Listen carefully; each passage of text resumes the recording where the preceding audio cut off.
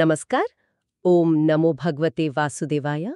ଦି deep ଡାଇଭ୍ର ଆଜିର ଆଲୋଚନାକୁ ସମସ୍ତଙ୍କୁ ସ୍ୱାଗତ। ଆଜି ଆମେ ଶ୍ରୀମଦ୍ ଭଗବଦ୍ ଗୀତାର ଏକ ଏଭଳି ପ୍ରସଙ୍ଗ ଉପରେ କଥା ହେବା ଯାହା ସମୟର ଧାରଣାକୁ ହିଁ ପ୍ରଶ୍ନ କରେ। ଆମେ ଚତୁର୍ଥ ଅଧ୍ୟାୟ ଜ୍ଞାନ କର୍ମ ସନ୍ନ୍ୟାସ ଯୋଗର ବିଲକୁଲ ପ୍ରଥମ ଶ୍ଲୋକରୁ ଆରମ୍ଭ କରିବା। ଏହି ଗୋଟିଏ ଶ୍ଲୋକରେ ଭଗବାନ ଶ୍ରୀକୃଷ୍ଣ ଏକ ବହୁତ ବଡ଼ ରହସ୍ୟ ଖୋଲୁଛନ୍ତି, ଆଉ ଏହାକୁ ଠିକ୍ରେ ବୁଝିବାକୁ ହେଲେ ଆଲୋଚନାଟିକୁ ଶେଷ ପର୍ଯ୍ୟନ୍ତ ଶୁଣିବାକୁ ପଡ଼ିବ। ହଁ, ତେବେ ଆସନ୍ତୁ ସେହି ଦିବ୍ୟ ଶ୍ଲୋକରୁ ହିଁ ଆରମ୍ଭ କରିବା। ଇମମ୍ ବିବସ୍ୱତେ ଯୋଗମ୍ ପ୍ରୋକ୍ତବାନହମ୍ ଅବ୍ୟୟମ୍ ବିବସ୍ୱାନ୍ ମନବେ ପ୍ରାହ ମନୁରିକ୍ଷ୍ୱାକବେ ବ୍ରବୀତ୍। ବାଃ, କି ସୁନ୍ଦର ଉଚ୍ଚାରଣ! ଆଚ୍ଛା, ତେବେ ଏହାର ସରଳ ଅର୍ଥ କ'ଣ? ମାନେ ଭଗବାନ ଏଠି କ'ଣ କହିବାକୁ ଚାହୁଁଛନ୍ତି? ଏଠାରେ ଭଗବାନ କହୁଛନ୍ତି, ହେ ଅର୍ଜୁନ, ଏହି ଅବିନାଶୀ ଯୋଗ ମୁଁ ପ୍ରଥମେ ସୂର୍ଯ୍ୟଦେବ ବିବସ୍ୱାନଙ୍କୁ କହିଥିଲି। ବିବସ୍ୱାନ ଏହା ମନୁଙ୍କୁ କହିଲେ ଏବଂ ମନୁ ଏହାକୁ ରାଜା ଇକ୍ଷ୍ୱାକୁଙ୍କୁ କହିଲେ। ଏଠି ହିଁ ତ କଥାଟା ବହୁତ ରୋଚକ ହୋଇଯାଉଛି। କୃଷ୍ଣ, ଯିଏ ଅର୍ଜୁନଙ୍କ ସାମ୍ନାରେ ଠିଆ ହୋଇଛନ୍ତି, ସେ କିପରି ଲକ୍ଷ ଲକ୍ଷ ବର୍ଷ ପୂର୍ବେ ସୂର୍ଯ୍ୟଦେବଙ୍କୁ ଏ ଜ୍ଞାନ ଦେଇପାରିବେ? ଏ କଥାଟା ଟିକେ ହଜମ ହଉନି। ଆସନ୍ତୁ ଏହାକୁ ଟିକେ ଗଭୀର ଭାବରେ ବୁଝିବା।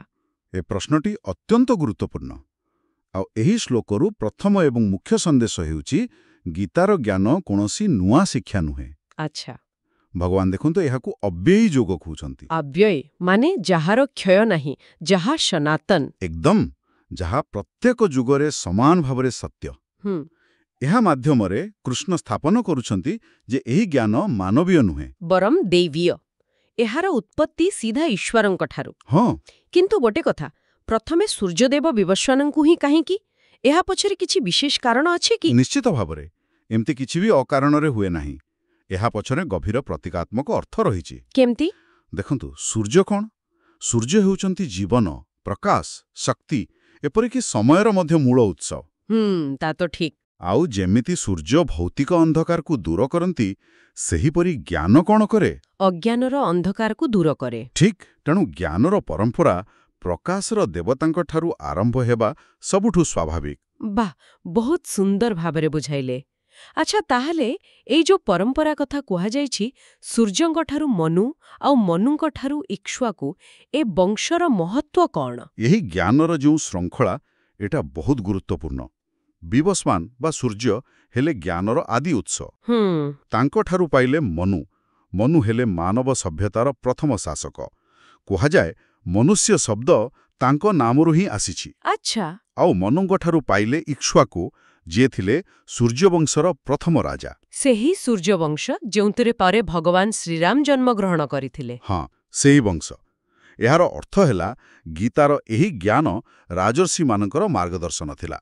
କୃଷ୍ଣ ଏକ ପ୍ରକାର ଅର୍ଜୁନଙ୍କୁ ମନେ ପକାଇ ଦେଉଛନ୍ତି ଯେ ତୁମେ ସେହି ମହାନ ବଂଶର, ଯେଉଁଠି ଏହି ଜ୍ଞାନ ଶହ ଶହ ବର୍ଷ ଧରି ପ୍ରବାହିତ ହୋଇଆସୁଛି। ଏକେ ଯୋଉ ଯୋଗ ବିଷୟରେ କୁହାଯାଉଛି, ସେଇଟା କ'ଣ ଆମେ ବୁଝୁଥିବା ସାଧାରଣ ଧ୍ୟାନ ବା ଆସନ, ନା ଏହାର ଅର୍ଥ ଆହୁରି କିଛି ବ୍ୟାପକ? ନା ନା, ଏଠି ଯୋଗର ଅର୍ଥ ବହୁତ ବ୍ୟାପକ।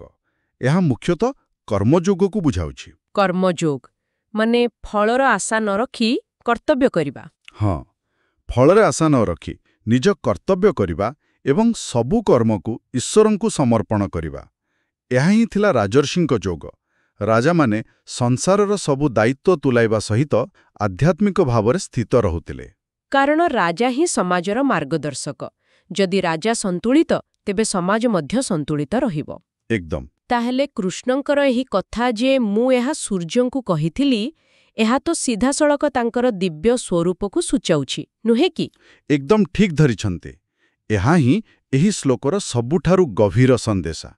କୃଷ୍ଣ ଜାଣିଶୁଣି ଏମିତି କହୁଛନ୍ତି ଯାହାଦ୍ୱାରା ଅର୍ଜୁନଙ୍କ ମନରେ ପ୍ରଶ୍ନ ଉଠିବ, ଆଉ ସେ ସେହି ପ୍ରଶ୍ନର ସୁଯୋଗ ନେଇ ନିଜର ପ୍ରକୃତ ସ୍ୱରୂପ ବିଷୟରେ କହିବେ। ହଁ, ସେ ପ୍ରମାଣିତ କରୁଛନ୍ତି ଯେ ମୁଁ ହିଁ ସେହି ଅନାଦି ଈଶ୍ୱର, ଯିଏ ସମୟର ବନ୍ଧନରୁ ମୁକ୍ତ ଏବଂ ପ୍ରତ୍ୟେକ ଯୁଗରେ ଜ୍ଞାନ ପ୍ରଦାନ କରେ। ତେବେ ଏହି ପ୍ରାଚୀନ ଶ୍ଲୋକର ଆଜିର ଦୁନିଆ ପାଇଁ କ'ଣ ପ୍ରାସଙ୍ଗିକତା ଅଛି? ଆମେ ଏଥିରୁ କ'ଣ ଶିଖିପାରିବା? ଦେଖନ୍ତୁ, ଏହାର ଆଧୁନିକ ପ୍ରାସଙ୍ଗିକତା ବହୁତ ବେଶୀ। ପ୍ରଥମତଃ, ଏହା ଏକ ନେତୃତ୍ୱର ସିଦ୍ଧାନ୍ତ। ନେତୃତ୍ୱ କେମିତି? ଶ୍ରେଷ୍ଠ ଜ୍ଞାନ ସବୁବେଳେ ଉପରୁ ତଳକୁ ଆସେ, ମାନେ ନେତାଙ୍କଠାରୁ ଜନତା ପର୍ଯ୍ୟନ୍ତ। ଯଦି ଆଜିର ନେତା ଶିକ୍ଷକ ବା ପିତାମାତା ଏହି କର୍ମଯୋଗକୁ ଆପଣେଇବେ, ତେବେ ଯାଇ ପରବର୍ତ୍ତୀ ପିଢ଼ି ମଧ୍ୟ ସନ୍ତୁଳିତ ଏବଂ ଉଜ୍ଜ୍ୱଳ ହେବ। ଆଉ ଦ୍ୱିତୀୟ କଥା? ଦ୍ୱିତୀୟ କଥା ହେଲା, ଏହା ବିଜ୍ଞାନ ଓ ଆଧ୍ୟାତ୍ମିକତାର ସମନ୍ୱୟ। ବୈଜ୍ଞାନିକ ଦୃଷ୍ଟିରୁ ସୂର୍ଯ୍ୟ ଜୀବନର ଆଧାର, ଆଉ ଆଧ୍ୟାତ୍ମିକ ଦୃଷ୍ଟିରୁ ପ୍ରକାଶ ହିଁ ଜ୍ଞାନର ଆଧାର। ତେଣୁ ଏହି ଶ୍ଲୋକ ଉଭୟ ଦୃଷ୍ଟିକୋଣରୁ ସତ୍ୟ। ତେବେ ଆଜିର ଆଲୋଚନାରୁ ଆମେ ଏହି ଶ୍ଲୋକର ମୂଳ ସାରକୁ ବୁଝିଲୁ। ଗୀତାର ଜ୍ଞାନ ସନାତନ ଓ ଅବିନାଶୀ, ଆଉ ଭଗବାନ ଶ୍ରୀକୃଷ୍ଣ ସ୍ୱୟଂ ସେହି ଆଦିପୁରୁଷ ଯିଏ ସମୟର ନିୟନ୍ତ୍ରକ। ହଁ, ଏବଂ ଏହି କର୍ମଯୋଗର ଜ୍ଞାନ ସୂର୍ଯ୍ୟଙ୍କଠାରୁ ଆରମ୍ଭ ହୋଇ ରାଜର୍ଷିଙ୍କ ପରମ୍ପରାରେ ସମାଜକୁ ଦିଗଦର୍ଶନ ଦେବା ପାଇଁ ପ୍ରବାହିତ ହୋଇଥିଲା। ଯିଏ ଏହାକୁ ବୁଝିଯାଏ, ତାହାର ଜୀବନ ସତରେ ସନ୍ତୁଳିତ ଏବଂ ଦିବ୍ୟ ହୋଇଯାଏ। ଆଶା କରୁଛୁ ଆଜିର ଏହି ଆଧ୍ୟାତ୍ମିକ ଆଲୋଚନା ଆପଣଙ୍କୁ ନିଶ୍ଚୟ ଭଲ ଲାଗିଥିବ। ଯଦି ଏହି ବିଚାର ଆପଣଙ୍କୁ ପସନ୍ଦ ଆସିଛି, ତେବେ ଏହାକୁ ଲାଇକ୍ କରନ୍ତୁ ଏବଂ ଅନ୍ୟମାନଙ୍କ ସହିତ ସେୟାର କରି ଭଗବାନ ଶ୍ରୀକୃଷ୍ଣଙ୍କ ଆଶୀର୍ବାଦ ଲାଭ କରନ୍ତୁ।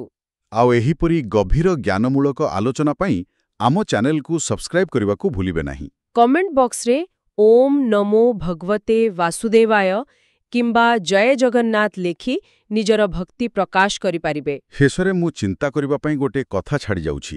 ହଁ, ନିଶ୍ଚୟ ଭାବନ୍ତୁ। ଭାବନ୍ତୁ ତ, ଯଦି ଜ୍ଞାନର ଏହି ଶୃଙ୍ଖଳା ସମୟକ୍ରମେ ହଜିଯାଇ ନଥାନ୍ତା, ତେବେ ଆଜିର ସମାଜର ସ୍ୱରୂପ କିପରି ହୋଇଥାନ୍ତା? ଏକ ଗଭୀର ପ୍ରଶ୍ନ। ଏହା ଉପରେ ନିଶ୍ଚୟ ଚିନ୍ତା କରିବା ଉଚିତ। ପରବର୍ତ୍ତୀ ଶ୍ଲୋକର ଆଲୋଚନା ଶୁଣିବାକୁ ଆମ ସହିତ ଯୋଡ଼ି ହୋଇ ରୁହନ୍ତୁ। ନମସ୍କାର। ଆପଣ ଶୁଣୁଛନ୍ତି ରେଡିଓ ତୋଷାଳୀ, ଆମ ମାଟିର ସ୍ୱର।